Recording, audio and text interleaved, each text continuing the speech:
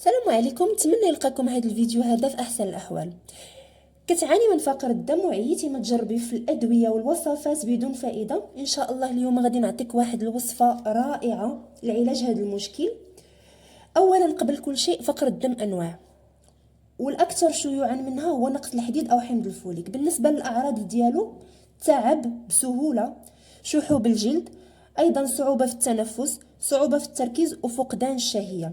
الا كنتي كتعاني من هاد الاعراض هادو فغالبا عندك مشكل ديال نقص في الحديد. فوصفه ديال اليوم ان شاء الله غادي تهنيك من هذا المشكل، لكن ضروري مع اي وصفه من اتباع نظام غذائي كيحتوي على اغذيه غنيه بالحديد والفيتامينات. اذا في هذه الوصفه غادي نحتاجوا العدس، وغادي ناخذوه هنايا تقريبا واحد 150 غرام حتى 200 غرام ديال العدس البلدي. كنقيوه، كيتنقع في الماء تقريبا واحد الساعه، ومن بعد كيتحمر في الفران. غير نحاولوا ما نحمروش بزاف. ثاني مكون عندنا هو الفوه، والفوه غنيه في التعريف، غير بوحدها كتعتبر صيدليه متكامله غنيه بالفيتامينات، فعاله بزاف في علاج فقر الدم. قديم كانوا كينصحوا بها غير بوحدها لعلاج فقر الدم، لكن مع هاد المكونات غادي تعطي واحد النتيجه ممتازه.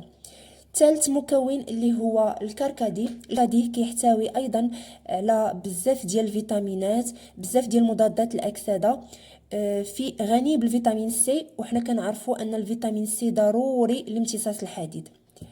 المكون الاخير اللي هو الحلبه، وغادي ناخذ معلقه ديال الحلبه مع هاد المكونات هادو. حتى الحلبه فوائد ديالها كثيره، كتساعد في القضاء على فقر الدم، غنيه بالفيتامينات والمعادن والمضادات الاكسده.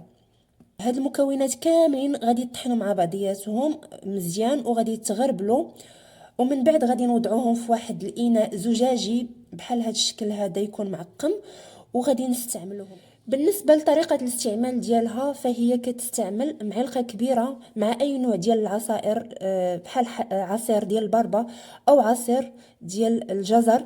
ايضا ممكن نستعملوها مع انواع ديال الحساءات بحال حساء الشعير او حساء الشوفان.